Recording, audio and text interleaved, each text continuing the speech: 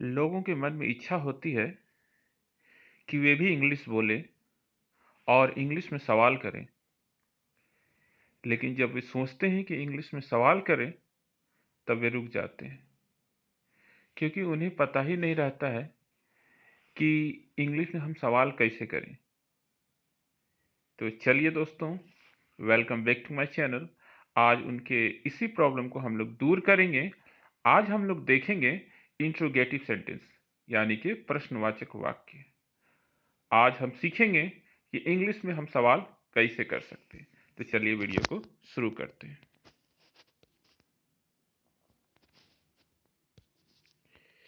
देखिए, interrogative sentence होता क्या है। इंट्रोगेटिव सेंटेंस वैसा सेंटेंस होता है जिस वाक्य में कोई प्रश्न पूछा जाए, जैसे क्या तुम किसान हो? ये एक सवाल है। क्या वह एक डाकिया था? क्या तुम्हारे पास 20 रुपये का नोट है? क्या रोहन बाजार गया है? ये सारा सवाल है जो हम डेली यूज में इस टाइप के सेंटेंस को बोलते हैं, लेकिन हम हिंदी में बोलते हैं और हमें पता नहीं कि इसका इंग्लिश ट्रांसलेशन क्या होगा।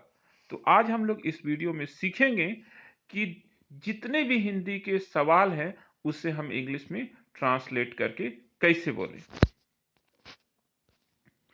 सबसे पहले हमें यह जानना चाहिए कि इंट्रोगेटिव सेंटेंस होते कितने तरह के हैं। इंट्रोगेटिव सेंटेंस एक्चुअली दो तरह के होते हैं। एक कहलाता है यस नो क्वेश्चन और दूसरा कहलाता है WH क्वेश्चन। ये यस नो क्वेश्चन क्या होता है और ये WH क्वेश्चन क्या होता है, हम लोग एक एक करके समझेंगे। ठीक है, सबसे पहले हम लोग देखेंगे कि यस नो क्वेश्चन क्या होता है। तो जिस सेंटेंस के प्रारंभ में क्या लगा रहे वह क्वेश्चन कहलाता है WH क्वेश्चन, यानी कि जिसका आंसर हम हाँ या ना में दे सकें उसे हम कहते हैं WH क्वेश्चन। जैसे मैं आपसे एक सवाल करता हूं, क्या तुम एक किसान हो? तो इसका आंसर आप हाँ या ना में दे सकते हैं। चलिए दूसरा सवाल करता हूं, क्या वे लोग ईमानदार थे? इसका भी आंसर आप लोग यस या नो में दे सकते हैं। चलिए मैं तीसरा क्वेश्चन पूछता हूं, क्या सीमा एक शिक्षिका है? इसका भी आंसर आप लोग यस या नो में दे सकते हैं। अगर इन तीनों सवालों को, तीनों क्वेश्चन को अगर आप ध्यान से देखिएगा तो इस सेंटेंस के प्रारंभ में क्या आ रहा है, क्या तुम एक किसान हो, क्या वे लोग ईमानदार थे, क्या सीमा एक शिक्षिका है। तो इस टाइप के सवाल, इस टाइप के क्वेश्चन जिसके शुरू में ही क्या लगा रहे वह कहलाता है यस नो क्वेश्चन। ठीक है, और इसे बनाने का तरीका क्या है? तो इसे बनाने का तरीका हम अलग अलग तरीके से सीखेंगे।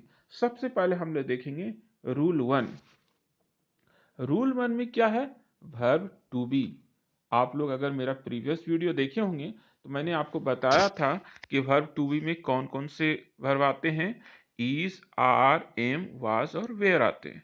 ठीक है, अगर किसी सेंटेंस में, किसी एफर्मेटिव सेंटेंस में is, are, am, was, were लगा हो और उसे हमें इंट्रोगेटिव सेंटेंस यानी कि प्रश्नवाचक वाक्य बनाना है, तो हम उसे कैसे बनाएंगे? तो सबसे पहले वो जो वर्ब है जो टू बी फॉर्म में है हम उसे लिखेंगे, यानी कि is, are, am, was, were में जो भी हो सबसे पहले हम उसे लिखेंगे। उसके बाद जो सेंटेंस का सब्जेक्ट है हम उसे लिखेंगे, उसके बाद जो अदर वर्ड है उसे लिखेंगे और लास्ट में जो सबसे इंपॉर्टेंट है वो है क्वेश्चन मार्क, वो हम जरूर लगाएंगे। ठीक है, चलिए इसे हम एग्जांपल से समझते हैं। जैसे एक सेंटेंस है तुम एक किसान हो। ये देखिए, ये एफर्मेटिव सेंटेंस है। इसका इंग्लिश ट्रांसलेशन होगा you are a farmer. You are a farmer. इसी सेंटेंस को हमें बनाना है इंट्रोगेटिव सेंटेंस में। तो हम सबसे पहले देखेंगे इसका टू बी फॉर्म कौन सा है। कौन सा है टू बी वर्ब? यह है आर। तो आर को सबसे पहले लिखेंगे, उसके बाद सब्जेक्ट लिखेंगे, उसके बाद अदर वर्ड लिखेंगे। उसी तरह वे लोग ईमानदार थे, इसका इंग्लिश होगा दे वेयर ऑनेस्ट। इसमें जो मेन वर्ब है ये है वेयर, तो वेयर को अगर हमको इंट्रोगेटिव सेंटेंस बनाना है तो वेयर को हम सबसे पहले लिखेंगे, वेयर दे ऑनेस्ट। अगला सेंटेंस देखिए, सीमा एक शिक्षिका है, सीमा इज ए टीचर। अगर इस सेंटेंस को हमें इंट्रोगेटिव सेंटेंस बनाना है तो सबसे पहले इज को हम सबसे आगे लिखेंगे, इज सीमा ए टीचर, और लास्ट में क्वेश्चन मार्क लगाएंगे।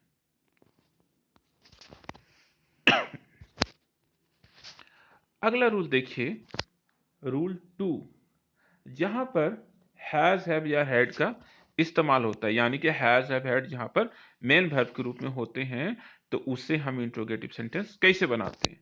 तो उसका तरीका है कि जो भी हैज हैव या हैड हो वो सबसे पहले लिखेंगे, उसके बाद सब्जेक्ट लिखना है और उसके बाद नाउन लिखना है, और लास्ट में जो सबसे इंपॉर्टेंट है क्वेश्चन मार्क वो हमें लगाना है। ठीक है, जैसे क्या तुम्हारे पास एक बल्ला है, तो यहाँ मेन वर्ब क्या है, हैव है, तो हैव को हमें पहले लिखना है। Have U a bat. क्या रोहन के पास एक 20 रुपये का नोट है, तो यहाँ रोहन के पास यानी कि हैज होगा, तो हैज को हमें पहले लिखना है, has Rohan A 20 rupees note. क्या उसके पास एक गुड़िया थी, पास्ट टेंस की बात हो रही है, यहाँ पर हैड होगा, ये थोड़ा मिस्टेक है, इसके आप सुधार लीजिएगा, यहाँ पर होगा had see a doll, had see a doll. ठीक है, आगे देखिए, रूल थर्ड क्या कहता है। रूल थर्ड कहता है कि अगर किसी सेंटेंस के अंत में ता है, ती है, ते हैं लगा रहे हैं, या फिर या ए ई लगा रहे हैं, कहने का मतलब है कि ता है, ती है, ते हैं यानी कि प्रेजेंट टेंस, और या ए ई यानी कि पास्ट टेंस में हो, तो इसे बनाने का तरीका क्या है, सबसे पहले हम हेल्पिंग वर्ब डू, डज या डिड का प्रयोग करेंगे।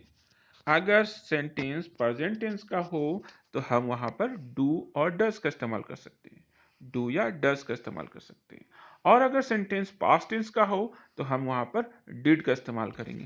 उसके बाद उस सेंटेंस का सब्जेक्ट लिखेंगे, उसके बाद मेन वर्ब का जो फर्स्ट फॉर्म है यानी कि वर्ब वन जिसे हम सिंपल प्रेजेंट कहते हैं वो वर्ब लिखेंगे, उसके बाद ऑब्जेक्ट लिखेंगे और उसके बाद क्वेश्चन मार्क लगाएंगे। जैसे देखिए, क्या वे लोग खेलते हैं, ये सेंटेंस प्रेजेंट टेंस का है।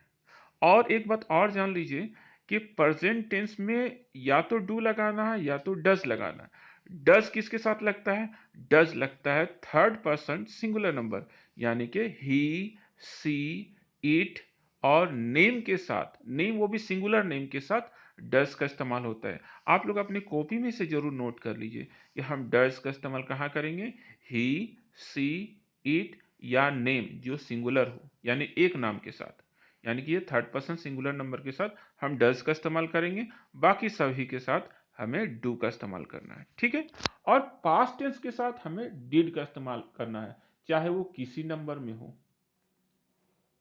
जैसे पहला सेंटेंस देखिए, क्या वे लोग खेलते हैं, यहां पर वे लोग है तो वे लोग के लिए हमें हेल्पिंग वर्ब डू का इस्तेमाल करना है, तो डू को हमें सबसे पहले लिखना है, डू, उसके बाद हमें लिखना है सब्जेक्ट दे, उसके बाद मुझे लिखना मेन वर्ब का पहला form play, do they play. क्या तुम पढ़ते हो, डू यू स्टडी। क्या रजिया एक गीत गाती है, देखिए रजिया एक नेम है जो थर्ड पर्सन सिंगुलर नंबर है, इसलिए हमें यहाँ पर हेल्पिंग वर्ब डज का इस्तेमाल करना है, does Razia sing a song. अच्छा, अगला सेंटेंस देखिए, क्या अमर दिल्ली से आया, ये सेंटेंस पास्ट टेंस का है, इसलिए हम यहाँ पर ना तो डू यूज कर सकते हैं ना ही डज यूज कर सकते हैं, हमें यहाँ डिड यूज करना होगा। डिड अमर, थोड़ा सा यहाँ मिस्टेक है, यहाँ पर कम होगा, COME कम, क्योंकि हमेशा हमें वर्ब वन ही लिखना है।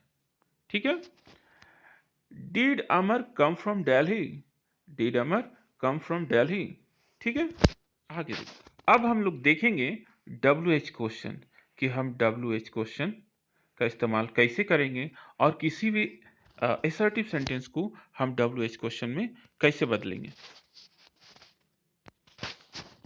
देखिए, बदलने का तरीका ये है कि किसी भी सेंटेंस में अगर WH वर्ड बीच में रहे तो उसे हम WH क्वेश्चन कहेंगे, और उसे बनाने का तरीका बिल्कुल ही अलग है। सबसे पहले हम क्या करेंगे कि जो भी WH वर्ड है, चाहे वो व्हाट हो, व्हेन हो, व्हाई हो, हो, हाउ हो, हुज हो, विच हो, ये सारा वर्ड को सबसे पहले हम सबसे पहले लिखेंगे। ठीक है। उसके बाद बनाने का तरीका बिल्कुल आसान।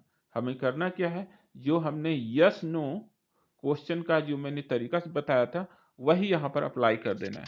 सबसे पहले हेल्पिंग वर्ब लिखना है, उसका सब्जेक्ट लिखना है, उसका मेन वर्ब लिखना है, उसका अदर वर्ड लिखना है और लास्ट में क्वेश्चन मार्क लगा देना है। ठीक है। जैसे देखिए, तुम्हारा नाम क्या है, यहाँ पर देखिए अगर ये क्या आगे रहता तो ये यस नो क्वेश्चन हो जाता, लेकिन ये क्या कहाँ पर है, ये सेंटेंस के बीच में है, इसलिए ये WH क्वेश्चन है। तो क्या का इंग्लिश क्या होता है, व्हाट होता है। तो सबसे पहले मैंने WH वर्ड लिख दिया। ठीक है। उसके बाद जो हेल्पिंग वर्ब है इज वो लिखा, उसके बाद मैंने क्या लिखा, सब्जेक्ट लिखा, उसके बाद लास्ट में क्वेश्चन मार्क आ गया। ठीक है। वे लोग कौन है, इसमें WH वर्ड कौन है, WH वर्ड है कौन। तो सबसे पहले हम लोगों ने लिखा हु, उसके बाद इसका हेल्पिंग वर्ब क्या होगा, आर, और लास्ट में subject they, who are they. तुम्हारा भाई उदास क्यों है, यहाँ पर देखिए WH वर्ड क्या है, WH वर्ड है क्यों। हमने लिख दिया यहाँ पर क्यों, उसका हेल्पिंग वर्ब लिखा, उसके बाद सब्जेक्ट लिखा और उसके बाद नाउन लिखा, माफ कीजिएगा एडजेक्टिव लिखा। तुम्हारा दोस्त कहाँ है, तो सबसे पहले देखिए कहाँ जो है वो WH वर्ड है, तो सबसे पहले मैं WH वर्ड लिखा, उसके बाद हेल्पिंग वर्ब लिखा, उसके बाद सब्जेक्ट लिखा और लास्ट में क्वेश्चन मार्क लिखा। इस तरीके से कोई भी WH सेंटेंस को हमें बनाना है तो सबसे पहले हम लिखेंगे WH वर्ड लिखेंगे, उसके बाद हेल्पिंग वर्ब लिखेंगे, फिर सब्जेक्ट लिखेंगे, फिर मेन वर्ब लिखेंगे, फिर कोई अदर वर्ड है तो उसे लिखेंगे और लास्ट में क्वेश्चन मार्क लगा देंगे। उम्मीद करता हूँ आपको ये वीडियो समझ में आ गया होगा, और अगर आप वीडियो में नए हैं तो चैनल को ज़रूर सब्सक्राइब कीजिए और वीडियो को शेयर कीजिए, क्योंकि देखिए ज्ञान बांटने से ही बढ़ता है। Thank you.